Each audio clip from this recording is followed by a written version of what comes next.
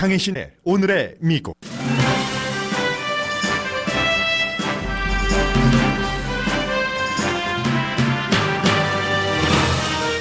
산타클라리타 하이스쿨 총격 사건이 발생해 적어도 2명이 중태입니다.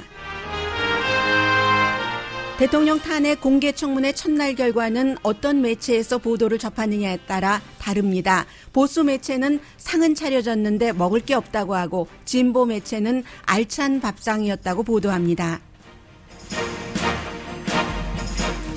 여론은 아직 크게 움직이지 않고 탄핵 절차를 주도하는 민주당 정보위원장의 극도의 평정심 유지가 눈에 띕니다. 트럼프 대통령이 독재자인 터키 대통령이 자신의 팬이라면서 자신이 독재자인 터키 대통령의 팬이라면서 백악관에서 그를 칭찬했습니다. 에르도안 대통령은 최근 공격한 쿠르드족이 테러리스트라는 비디오를 미국 공화당 의원들에게 보여줬고 대통령은 터키와 쿠르드족이 잘 지내고 있다는 희한한 말을 했습니다. 존 볼튼에 이어 이코노미스트도 트럼프 대통령이 쿠르드족을 버리면서까지 터키 대통령과 친밀감을 유지하는 이유는 사리사욕 때문이었다고 전합니다. 민주당 예비선거 출마를 공식 선언한 패트릭 전 매사추세츠 주지사는 뒤늦게 뛰어든 이유가 미국의 국격을 지키기 위해서라고 말했습니다. 공화당이 캘리포니아주에서 빛을 잃고 있는 넘버원 이슈는 반이민 정책임을 상기시키는 칼럼이 LA타임즈에 실렸습니다. 나이키와 아마존이 2년 동안의 관계를 청산했습니다. 브랜드는 아마존이 필요 없다는 결론으로 보입니다. 추수감사절 연휴에 비행기 여행객은 약 2,600만 명이 될 것으로 예상됩니다. 사람을 기쁘게 하기 위해 공항에 돼지가 등장했습니다.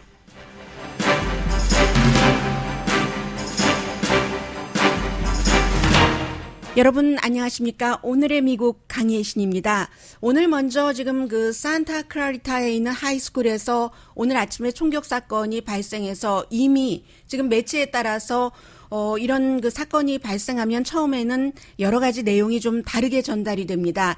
일단 CNN 방송이 피해자를 가장 많이 보고 있는데요. CNN 방송의 경우는 적어도 2명이 중태라고 보도를 하고 있고 그 밖에 로컬 방송도 3명, 2명 그리고 총격 사건으로 중태인 학생들은 총격 사건이겠죠. 제가 지금 학생이라고 자연스럽게 말이 나왔는데 뉴스를 스튜디오에 들어오기 전에 점검한 결과 피해자도 학생이고 용의자도 학생일 가능성이 아주 높다라고 보도가 됩니다.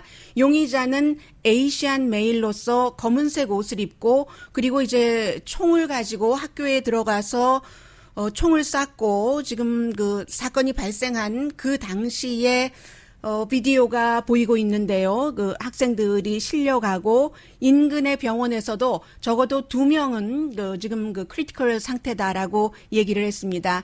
산타클라리타의 서거스 하이스쿨인데요. 로스앤젤레스에서 한 북쪽으로 35마일 내지 40마일 정도 가면은 있죠. 최근에 산불도 일어났고, 아무튼 학생이 피해자고, 아마 용의자는 지금 체포되지 않았습니다. 그래서 이제 용의자가 라지 지금 체포 안 된 상태이기 때문에 911으로 용의자에 관한 정보 등을 알고 있는 사람은 알려달라고 지금 셰리프가 얘기를 하고 있고요.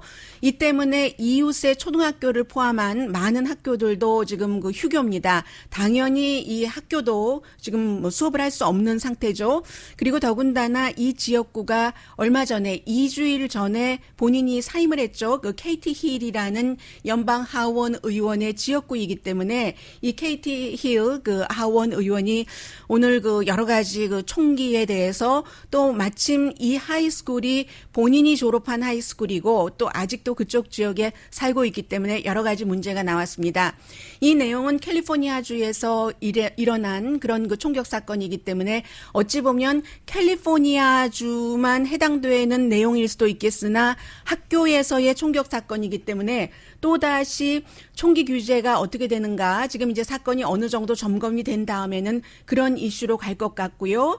셰리프국에서는 네, 역시 지금 용의자도 서거스 하이스쿨 학생으로 믿고 있다 하는 게 그 셰리프의 발표이기 때문에 현재의 좀 얘기를 좀 들어보겠습니다. Yeah, you would think that because you've been in the industry and because we've been in the industry, that we see it so many times over and over again. Absolutely. That you would get used to it, but you can't. 네, Every 케이트 time 힐 you see it. 음성인 것 같은데요. 지금 보면은 케이트 힐 전 하원 의원이 본인이 굉장히 충격을 받았겠죠. 그래서 음성 자체에도 약간 그 울음이 섞여 That 나오는 it's okay, even though how can you tell your own son it's okay because there's been a shooting at a high school in the same city. So, you know, and that whole area is just so friendly, and we almost actually purchased a house in Saugus. You know, it could 네, 지금 그쪽 지역에 대해서 그 케이트 힐 전 하원 의원이 얘기를 하고 있는데 굉장히 안전한 지역이고 우리 이쪽 그 동네에서 이 같은 그 하이스쿨에서 총격 사건이 일어난다는 일을 믿을 수가 없다. 그렇게 얘기를 했습니다. 일단 지금 그 드러난 그 사태는 적어도 5명이 이 서거스 하이스쿨 산타클라리타에 있는 지역구 통합교육구 자체는 윌리엄 S. 하트 유니언 하이스쿨 통합교육구입니다. 그래서 지금 그쪽 교육구가 전부 휴교령이 내려졌고요. 여기까지가 레이티스트 뉴스는 전부 전해드렸기 때문에 또 새로운 속보가 오늘의 미국이 진행되는 동안에도 나오면 여러분들께 전해드리겠습니다. 그리고 역시 오늘 이 사건이 발생하기 전까지의 미국의 탑 뉴스는 어제에 발생했었던 말 그대로 라이트, 카메라, 라이트, 카메라, 저쪽 어디에 있죠? 그리고 액션, 공화당이 얘기하는 겁니다. 이거 다 정치적인 쇼가 아니었던가? 연방 그 하원 민주당에서 주도하는 대통령 탄핵 공개 청문회가 열린 그 내용이 사실은 미국의 지금 그 아주 탑 뉴스였었죠.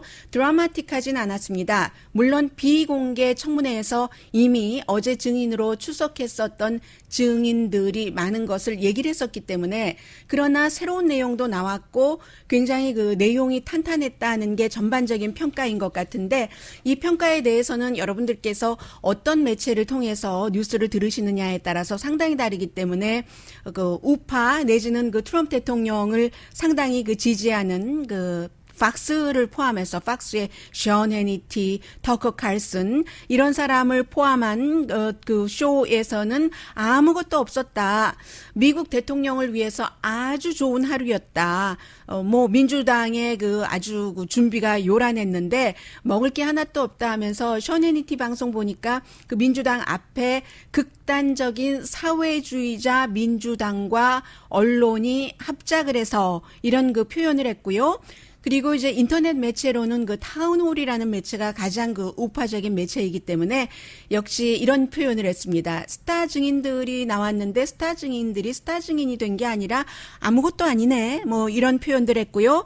그에 비해서 그 진보적인 MSNBC라든가 CNN이라든가 Fox.com이라든가 이런 곳에서는 모두 밤쉘이다. 이건 그야말로 특히 그 윌리엄 테일러 전 그 우크라이나 전도 아니죠. 지금 국무부에서 일하고 있으니까 우크라이나의 그 대사 대행이었던 윌리엄 테일러의 얘기는 폭탄 선언이었다라고 얘기를 하면서 이 폭탄 선언이라는 것에 모든 매체가 다 강조하는 부분이 있습니다. 윌리엄 테일러가 조곤조곤 얘기를 했죠. 음성도 낮추면서 그 유럽연합 대사가 키예브에서 우크라이나의 수도죠. 거기서 대통령과 식당에서 휴대폰으로 전화통화를 하는데 나의 보좌관들이 그 내용을 들었는데 트럼프 대통령이 계속 뭔가를 그 조사를 한다 이런 단어를 쓰더라. 그래서 나중에 이제 그 유럽연합 대사 그 골든 선더랜드 다음 주에 청문회에 나오죠. 에게 물어봤더니 트럼프 대통령이 상당히 조 바이든 대통령과 그의 아들에 관한 그런 그 조사에 관심이 많다 하는 것 그리고 직접 듣기도 했고요. 대통령과 선더랜드가 그 대화를 하는 것을 휴대폰을 통해서 여기선 두 가지가 있는 겁니다. 유럽연합 대사가 키예브라는 곳은 우크라이나의 수도는 러시아의 그 비밀 정보원들의 첩보 활동이 굉장히 강한 곳이고 실제로 우크라이나의 외교관들이 러시아의 그 같은 정보 활동에 의해서 정보가 그 리크된 그런 경우가 굉장히 많은데 유럽연합 대사가 식당에서 아무렇지도 않게 그것도 우리 똑같이 쓰고 있는 휴대폰으로 대통령과 전화하면서 그 내용이 옆에 있는 사람이 들릴 그런 정도였다는 것은 이것은 그 프로토콜에도 위반되는 것이고 굉장히 그 위험한 일인데 이런 일이 이제 한두 번 있었겠는가 뭐 그런 것까지도 나오고요. 그래서 어제 많은 사람들이 이 내용에 대해서 얘기할 때 좀 그 일반 그 상식적인 그 매체에서 일하는 사람이라든가 전문가들은 좀 어처구니가 없다는 그런 표정을 많이 지었고요. 트럼프 대통령은 나는 바빠서요. 이 터키 대통령을 맞이하는 게 그 뭐 되지도 않는 마녀 사냥인 그런 그 하원의 그 청문회보다 훨씬 중요해서 1분도 안 봤습니다 하는데 어젯밤에 그 시사 밤에 하는 쇼가 뭐죠? 그 코미디 시사 쇼에서 쫙 이렇게 돌려가면서 봤더니 아무도 그렇게 믿는 사람은 없다. 트럼프 대통령 분명히 봤다는 식으로 얘기를 했고요. 리트윗을 굉장히 많이 하면서 보링하다고는 그런 그 단어도 썼고요. 그리고 아주 훌륭한 미국의 변호사들이 나와 우크라이나 대통령과의 그 전화 통화는 잘못이 하나도 없다. 완전하다.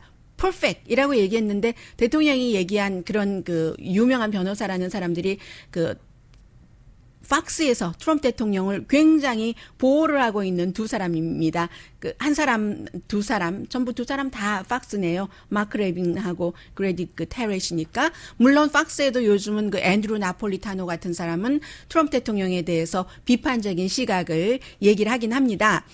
그런데 이제 그 팍스에 이 준비가 뭐 하면서 하죠 뭐 팍스에 그 존경받는 그런 그 호스트이기도 하고 저널리스트이기도 한 크리스 월러스는 어떻게 받는가 제가 그 점을 여러분들께 좀 들려드리겠습니다. 팍스의 크리스 월러스입니다. 팍스의 크리스 월러스는 대통령에게 굉장히 위험한 증언이었다. 더군다나 윌리엄 테일러는 아주 그 뭐든지 꼼꼼하게 준비를 해서 어떻게 그렇게 그 노트 테이크를 잘했는지 막대한 분량을 거의 직접 화법으로 그리고 더군다나 그 사람이 음성도 그렇고 당파적이 아니라는 것을 누구나 느낄 수 있도록 그런 그 얘기를 했기 때문에 어떤 당에 속해 있지도 않고 본인이 또 이 결과 자체가 어떻게 나와야 되겠다 하는 것을 바라면서 증언하지도 않은 파워풀한 증언으로 대통령에게 굉장히 그 피해가 됐다 하는 그런 얘기를 했습니다. 네, 크리스 월러스. We've spent the past 100 이게 아니고 was a very impressive witness and was very damaging to the president. First of all, as you pointed out, he took very copious notes at almost every conversation. When he put copious quotes notes라고 in his 하죠. opening 막대한 statement, he said 양의. those were direct quotes from what was said. Very non-political. He went out of his way to talk about what he knew, what he was specifically testament to. The only thing he talked about was a strong feeling 이렇게 that 지금 it was in 말하고 the 있는 US. 팍스의 크리스 월러스가 얼마 전에 그런 얘기를 한 적이 있습니다. 본인이 잘 아는 공화당 상원 의원들이 하는 얘기인데 아마 결국은 어쩌면 공화당 상원 의원들의 20% 정도는 트럼프 대통령 탄핵에 찬성표를 던질 수 있다. 이미 하원이 아니라 상원까지 와서 찬성표를 던진다는 것은 대통령이 대통령 자리에서 물러나야 된다는 뜻이 되고요. 그런 분위기였습니다. 그러나 어제도 강조해서 말씀드린 것처럼 지금 유권자들의 경우에는 어떤 결과가 나오든지 앞서 말씀드린 것처럼 그 매체에 따라서 보고 계시는 것들이 다르기 때문에 그 매체 자체들이 정치적으로 이 문제를 보도를 하니까 나는 이미 마음 정했고 트럼프 대통령 지지하면 지지 아니면 아닌 쪽으로 그렇게 마음을 잡았다는 얘기들을 하고 있고요. 그래서 여기서 아주 그 중요한 것은 민주당은 트럼프 대통령에 대한 의견을 여론을 좀 바꿔보려고 하지만 그게 쉽지는 않을 것 같고요. 쉽지는 않지만 어느 날 갑자기 이루어지는 그런 일이 이 일이 될 수도 있고 연방 상원에서도 오케이 하원에서 탄핵 통과시켜서 가지고 오면 우리도 그 좀 점검을 할게. 그러나 우리 상원에서도 시간을 이만큼 늘려서 하게 되면은 아마 민주당의 해가 될 걸. 왜냐하면 민주당이 2월 초에 아이오와 있죠. 뉴햄프셔가 2월 10일이죠. 아이오와가 그 전에 2월 3일인가 그렇고 그리고 이제 3월 달이 되면 슈퍼 튜스데이 뭐 뉴욕, 텍사스, 캘리포니아 주에서 대대적인 예비 선거가 치러지는데 그때까지 민주당이 이 탄핵에 집중함으로 인해서 사람들의 그 여론도 거기에 쏠리게 하니까 민주당의 이슈와 민주당 후보들이 자신들을 이렇게 홍보를 할 수 있는 그런 기회가 없다는 것을 하고 있고요. 그리고 저는 가장 중요한 사람이 지금 아담 쉬프라고 보여집니다.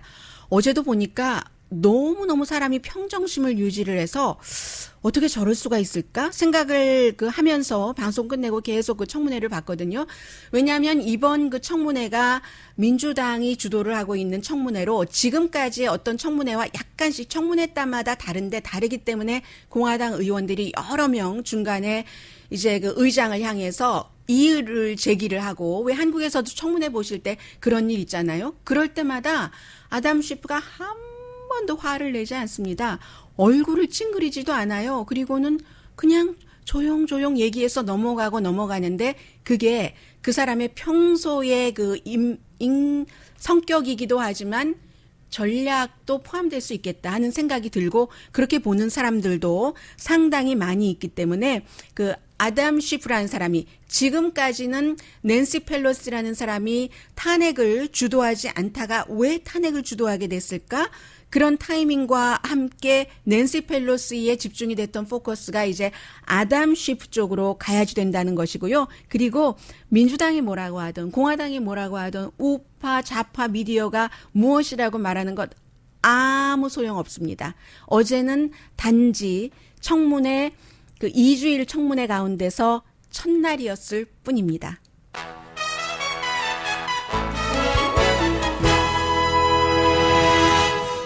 잠시 뒤에 아주 재밌는 뉴스 전해드리겠습니다. 뭐 뉴스로 따지고 보면 뉴스가 뭐가 그렇게 재밌겠어요. 그런데 그 속에서 왜 그랬을까? 뭐 궁금한 게 조금 풀어지는 것도 있고요. 뭐 좀 정리가 될 때 현대인들은 좀 마음이 편안해지잖아요. 그런 면에서의 재미있는 뉴스 전합니다. 라디오 서울 방송 오늘의 미국 듣고 계십니다. 네, 이제 앞으로 2주일 동안은 여러분들께서 뭐 좋으시던 싫으시던 이 탄핵에 관한 뉴스를 들으시기 때문에 그 탄핵에 관해서 주도하고 있는 인물에 대해서 소개를 해드리겠습니다. 간단하게 하겠습니다. 가능한 한.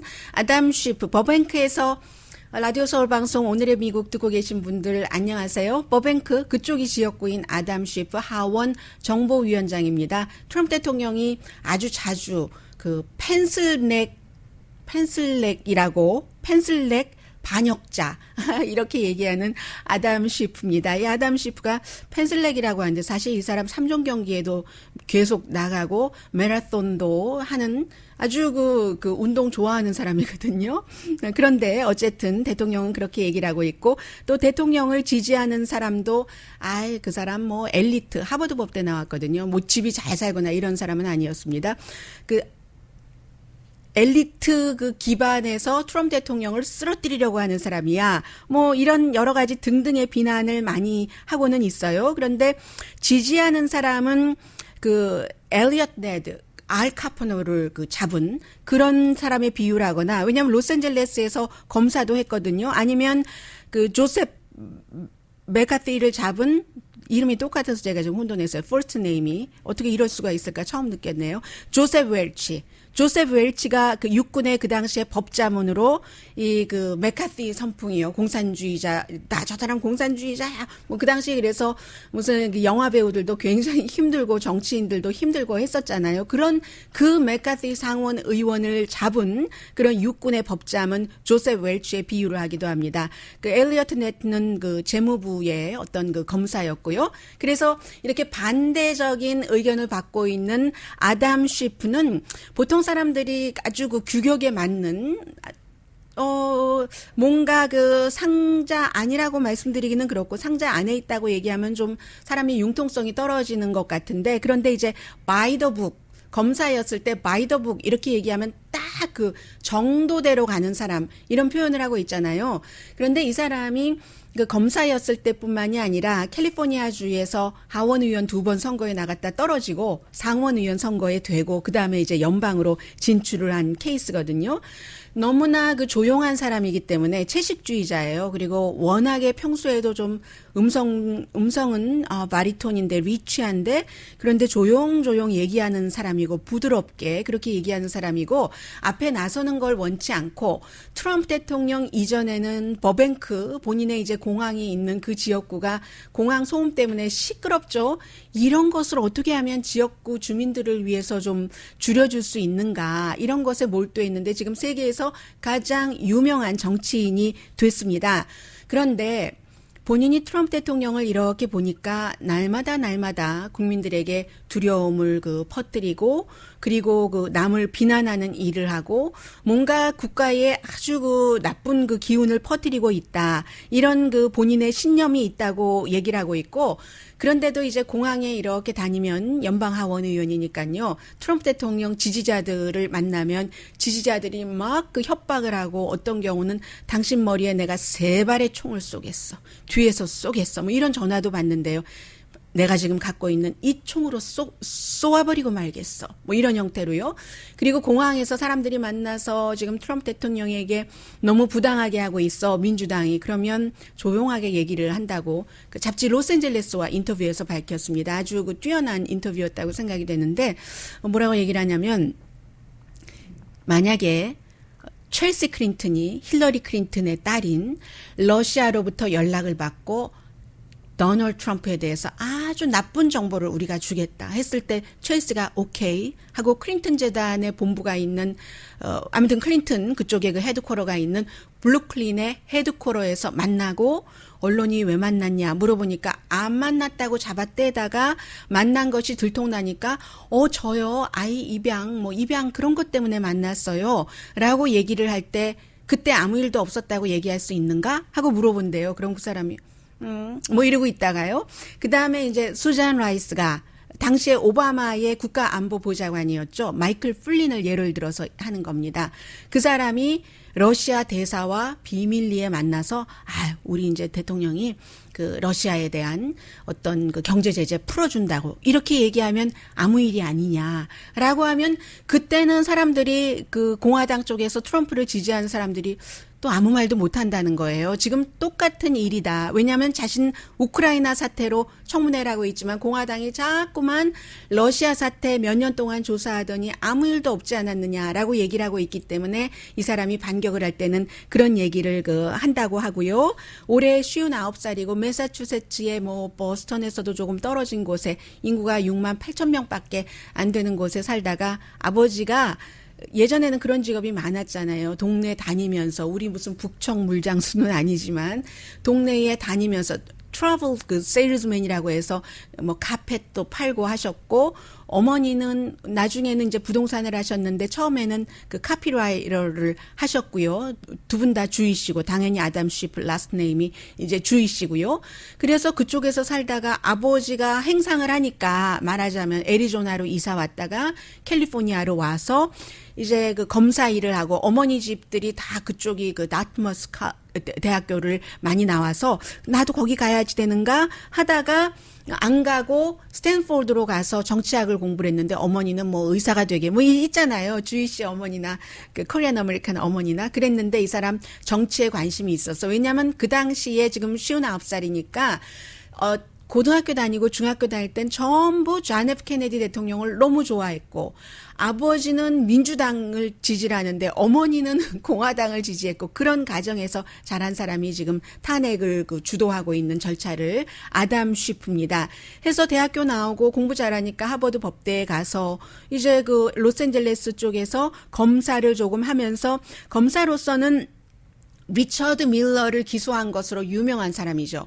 리처드 밀러라는 게 과거에 미국에 그런 게 많았잖아요. 냉전 시대 때 유명한 스파이들이 있었고 그런 것처럼 리처드 밀러도 미국의 FBI의 에이전트인데 그 FBI의 에이전트니까 정보를 갖고 있죠.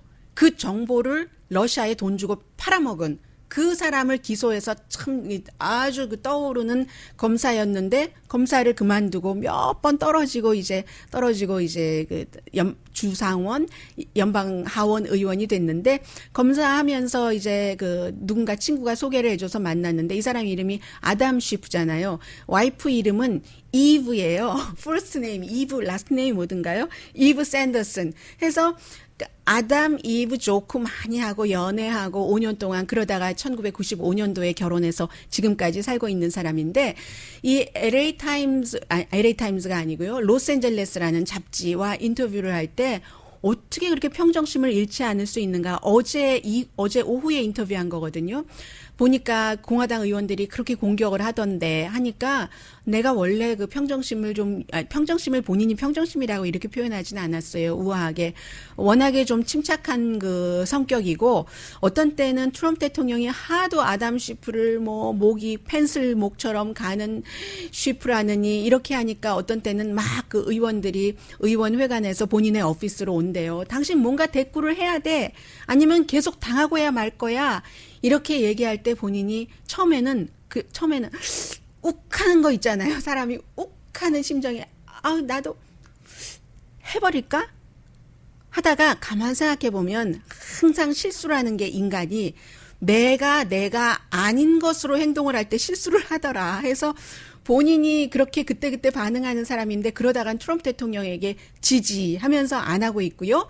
그런데 내가 정말로 불같이 만약에 그런 그 반응을 보여야지 될 때 보이면 그때는 굉장한 효력이 나오지 않을까? 그래서 이 사람이 그것도 끝까지 참겠다는 거구나. 아담 쉬프가 이 청문회에서 공화당의 공격에 대해서 버럭버럭 화를 내는 일은 없겠구나. 뭐 한국의 어떤 그 여당 대표처럼 그런 생각을 좀 해봤고요.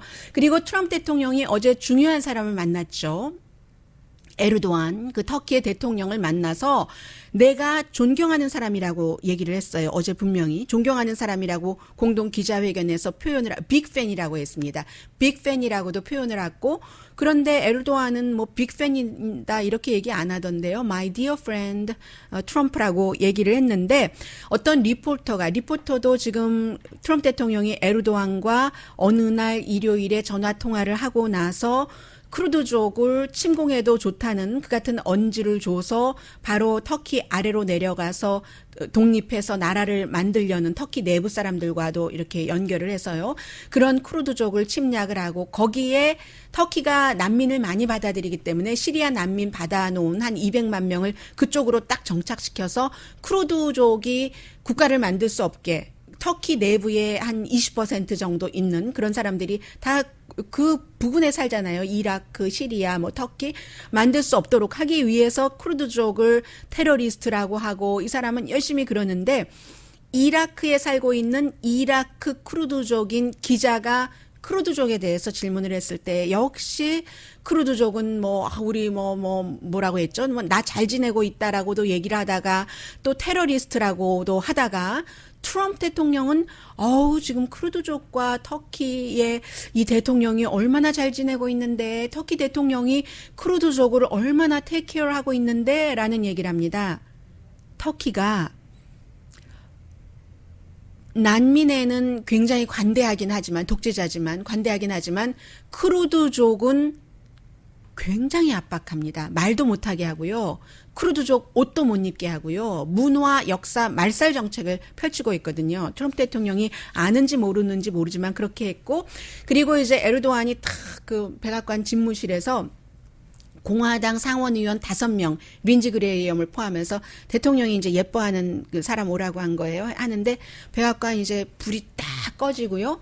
그리고 나니까 에르도안이 아이패드를 쫙 켜서 보여주는 겁니다. 이게 프로모셔널 그런 그 비디오인 거죠. 본인이 찍어온 거. 크루드족이 테러리스트다 하는 것을 보여주니까 린지 그레이엄이 그 사이에 욱해서 이게 뭐냐 하고 크루드족이 아이시스를 잡기 위해서 얼마나 많이 10,000명 이상이 숨졌고 미국과 미국의 동맹이고 이런 얘기를 하니까 터키 대통령이 우리가 아이시스를 더 많이 잡았어 이렇게 얘기하고 그 또 린지 그레이엄이 그렇지 않아.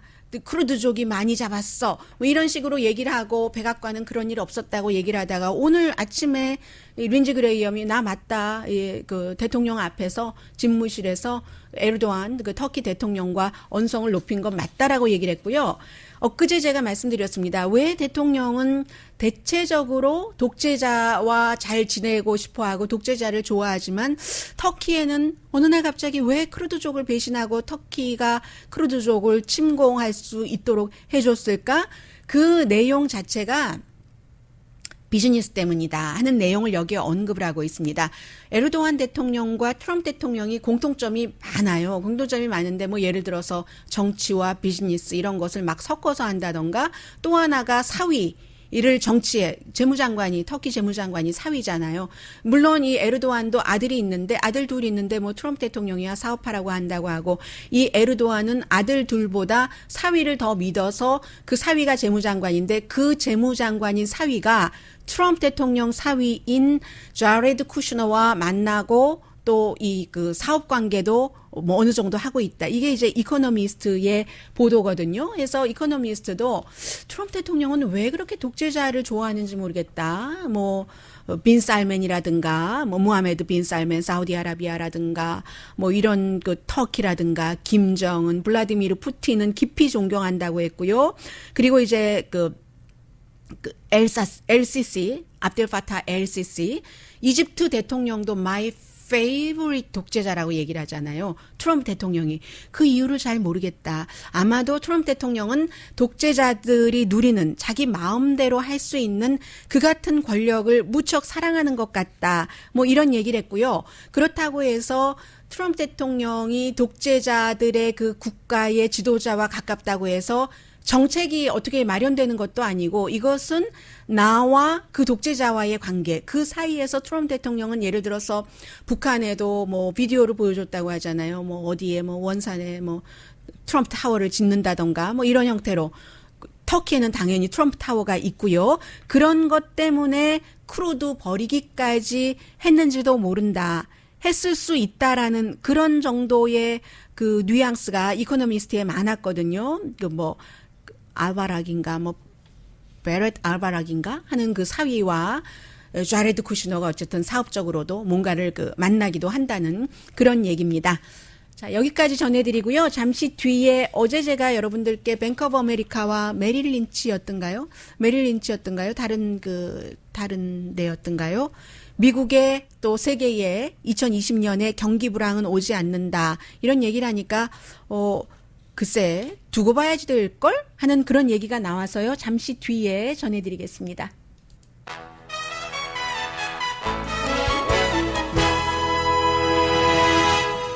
라디오 서울 방송 오늘의 미국 듣고 계십니다. 네, 지금 산타클라라의 그 서거스 하이스쿨의 총격 사건의 용의자가 건맨이 숨졌다 하는 내용이 나오고 있습니다. 어떻게 숨졌는지는 잘 모르겠습니다만은 어쨌든 뭐 아직까지는 경찰이 쏜 총에 맞아 숨졌는지 아니면 그 자살인지는 나오고 있지 않습니다만 숨졌다 하는 얘기가 나오고 그리고 처음 오늘의 미국 시작할 때보다 한 명이 늘어났습니다. 3명이 중태다 공격을 받은 뒤에 거기까지 지금 나오고 있습니다. 로스앤젤레스에서 한 그 북쪽으로 30마일에서 40마일 정도 떨어진 곳에 있는 서거스 하이스쿨입니다. 네, 경기 불황은 이제 그 없을 것이다. 그랬더니 그 영국의 경제에 굉장히 강하잖아요. 이코노미스트가 maybe 이렇게 표현을 했습니다. 그러면서 이제 여러 전문가들이 지금 그 보고 있기를 미국의 그 단기 국채의 금리가 장기보다 더 높았다가 정상을 되찾았잖아요. 정상을 되찾은 겁니다. 기본적으로 뭐 예를 들어 돈을 어디에 오래 묶어두면 오래 묶어두는 거기에 이자율이 높아야지 단기가 더 높다는 게 말이 안 되잖아요. 그게 이제 여러 가지 경제적인 불안감 이런 것 때문에 일시적으로 생기는 현상인데 그게 지금 그 정상적으로 돌아왔다 해서 뭔가가 안정됐다고 생각하는 사람들도 있는 것 같은데 두고 보자 뭐 이런 얘기를 하고 있습니다. 주식값 뭐 많이 올라갔긴 했어요. 그래서 연방준비제도의 경우는 지금 좀 심각하게 미국 경제의 여러 가지를 보는 것 같다. 그래서 2019년도에도 사실은 그 이자율 인상을 포기를 하고 그리고 3번 내려서 2.4%에서 지금 한 기준금리가 1.55%포인트 그 정도 되죠. 뭐 제조업 같은 게 막 내려가다가 조금 뭐 스탑한 그런 분위기는 있지만 어제 그 뱅크 오브 아메리카의 자료 미국도 세계도 경기 불황이 아닐 것이다라고 예측한 데는요. 그런데 아직은 분명하지 않고 연준의 분위기를 보나 여러 가지 연준도 언제든지 이제 더 개입할 수 있는 그런 준비도 돼 있다라고 얘기를 하고 있고 아직까지는 이코노미스트는 지난 3번의 경기 불황이 있었을 때와 그 같은 비슷한 신호가 미국에 여전히 남아 있다라고 보도를 했습니다. 나이키와 아마존이 한 지난 2년 동안 그 협업을 했어요. 나이키를 아마존에서 파는 것으로 그런 형태로 했는데 2년 만에 이제 그 결별을 했습니다. 나이키가 얘기하기를 소비자들의 경험을 쭉 들어봤더니 우리 나이키의 경우는 소비자들이 아마존을 통해서 뭐 이렇게 저렇게 해서 뭐 사진 많이 보고 하는 것보다는 직접 스토어에 와서 또 세일즈맨과도 이렇게 결합을 하면서 하는 것을 훨씬 좋아하더라라는 거거든요. 그래서 이렇게 될 경우는 아마존이 손을 떼면은 다른 소매업소도 생각을 해볼 수가 있고 아마존이 나이키가 그렇게 되는 경우는요. 여러 가지를 다 돈을 들여서 조사를 하지 않았겠어요. 원래 나이키가 아마존과 손을 잡고 이렇게 그 나이키의 운동화를 팔기로 한 그 이유는 그 가짜를 없애려고 했었는데 아마존에서 가짜를 다 막아주지 못합니다. 어떻게 그 많은 가짜를 아마존이 다 색출을 해내겠어요? 그래서 우리가 뭐 그거 별로 덕도 보지 못하고 이미 우리는 브랜드가 있기 때문에 아마존에 안 올려도 되겠네. 뭐 이런 얘기를 하면서 최근에 이베이의 전 CEO를 다음 그 CEO로 고용을 했고요. 그래서 사실은 나이키가 일단은 뭐 아마존은 돈 들인 것은 없으니까는요. 나이키가 일단은 뭐 손해를 조금 더 보지 않을까 하는데 장기적으로는 아무튼 확고한 브랜드가 있으면 뭐 떠오르는 그리고 불가피한 어떠한 그 소매의 그 인터넷 매개체라고 할까요? 그 소매 상인이라고 할까요? 그런 상인 필요 없네. 우리는 차라리 지금까지 있었던 우리 그 아마존 스토어를 다지고 그리고 이제 세계에 뭔가를 확장해 나가는 이게 훨씬 중요하다 하는 얘기를 했고요. 그리고 민주당의 그 두발 패트릭이 그 민주당 그 예비선거 후보에 출마합니다. 그럼 지금 몇 번째인가요? 18명째인 것 같거든요. 이 사람이 미국에서 매사추세츠의 주지사를 지냈는데 미국 주지사 흑인 안 나오거든요. 물론 니키 헤일리 같은 소수 인종도 있었지만 코리 부커가 지금 그 뉴저지의 주지사 그 블랙이고 그리고 이 그 두발 패트릭이 두 번째인 것으로 제가 기억하는 안은 알고 있는데 왜 그럼 지금까지 안 나오다 지금 나오냐? 물론 기본적으로는 아내가 암 판정을 받았다가 지금은 클리어가 됐기 때문에 그런 부분도 있고 그런데 이 사람이 나오게 된 것은 기본적으로는 민주당의 어떤 그 돈을 내고 여러 가지로 그 지원을 하는 민주당 기반이 지금 좀 늦긴 했지만 이제라도 나가라 우리가 기부를 할게 하고 이 사람에게 어떤 그 후원을 한다던가 아니면 지원을 하는 거죠. 조 바이든이 안심되지 않아서. 그리고 이 엘리자베스 워렌은 암만 인기가 있어도 예비선거에서 이기고 나면은 본선에서 트럼프 대통령이 이길 것 같다는 계산을 민주당의 그 기반에서는 전통적인 기반에서는 하고 있기 때문에 온건한 사람을 이렇게 내보내는 겁니다. 마이클 블룸버그 같은 사람은 예전에 민주당이긴 했지만 공화당으로서 뉴욕시의 시장을 2번이나 했고 그 뒤로 이제 민주당으로 당적을 바꾸기는 했지만 기본적인 민주당에서 당신 나가주세요 하는 게 아니라 본인이 나는 대통령이 돼야지 돼. I should be your president라는 생각을 하고 있는 사람이고 이 두발 페이트릭 같은 사람은 민주당 쪽에서 그런다고 보는 것이고요. 이 사람도 집안이 어렵게 자라서 집에서 처음으로 대학교를 간 사람이고 어머니가 그 가정부도 했었던 것으로 제가 기억을 하는데요. 그랬던 것 같은데요. 아니든가요? 아무튼 그래서 그런 집안에서 태어났는데 뭐 법대도 갔고요. 지금은 이제 베인 캐피털에서 일하고 있지만 이 패트릭이 얘기하기를 항상 미국에서 대통령 선거를 치를 때는 후보의 캐릭터를 봤다. 그 후보가 어떤 사람이냐, 능력이 있는가, 대통령스러운가. 그런데 이제는 미국이 이번 대통령 선거에서는 국가의 캐릭터를 볼 수밖에 없는, 우리 국가의 캐릭터를 걱정해야지 되는 그런 시기다라고 얘기를 하면서 본인이 출마한다고 발표를 했습니다. Issue in every election, this time is about the character of the country. This time is about whether the day after the election America will keep her promises. This time is about more than removing an unpopular. 모든 지금 나와 있는 민주당 예비선거 후보들 다 좋아하고 존경하지만 이래서 저도 나오게 됐습니다 하는 얘기였습니다. 함과 함께했습니다. 그 오랜 시간만큼 여러분께 건강한 714-870-7582 뭐 그런 등등 그런 것이었는데 결국은 이게 시행되지도 못했어요. 계속 소송을 하다가 피트 윌슨은 캐서린